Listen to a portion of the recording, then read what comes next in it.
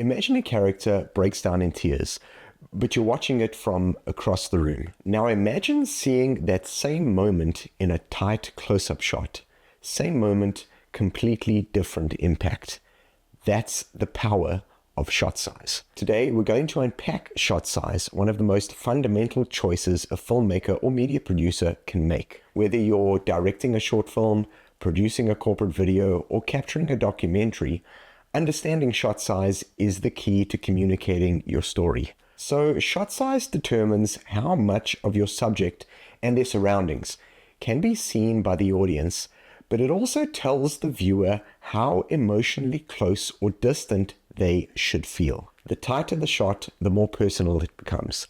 The wider the shot, the more observational. Choosing the right shot size can shape your story's emotion, the rhythm, and even the meaning behind a line of dialogue, perhaps. So let's break down the most commonly used shot sizes and when to use them depending on your project type. An extreme wide shot, EWS, shows massive scale in isolation. So think landscapes, cityscapes, or someone perhaps alone in a desert. It's useful in travel content, documentaries, or epic action film openers. A wide shot, WS, frames the entire subject from head to toe with the environment. It's used in news, fiction, and documentary to establish movement, geography, and physical context. A full shot, abbreviated FS, are similar to wide shots, but they focus exclusively on the subject, capturing their full body with minimal surroundings. They are really excellent for showcasing character movement or introductions. Medium long shots, sometimes also called medium wide shots, frame the subject from about the knees up. It's a really versatile shot used frequently in fiction and interviews, and it's great for showing body language while still allowing some room for interaction within the space or location.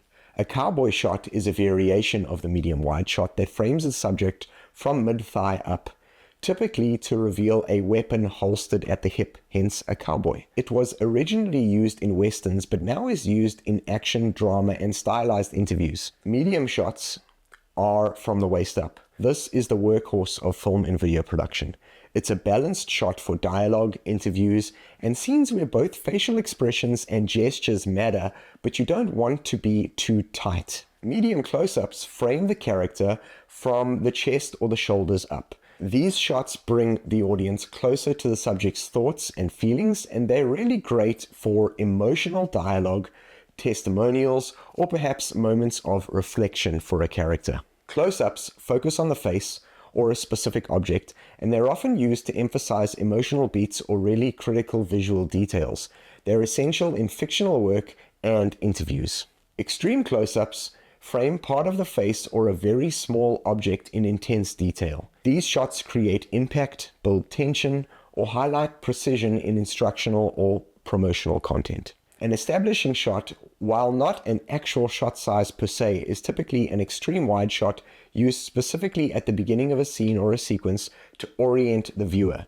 It's used to reveal the location, time of day, or environment, and it sets the tone for what's to come. Each of these shot sizes helps you set tone, reveal information, or connect emotionally with the character. And every project, whether it's fiction, factual, or maybe branded content, can benefit from using a range of different shot sizes intentionally. Let's take a look at some examples now. A wide shot of a character alone in a location communicates isolation. A medium close-up during a conversation perhaps keeps us emotionally connected but grounded with the character. And a close-up at a pivotal moment captures the emotional truth. On the other hand, an extreme close-up on an eye perhaps could convey anxiety without words. And a cowboy shot in a tense scene gives us a sense of readiness or threat. What I really want you to take away from this is that shot size isn't just a matter of framing.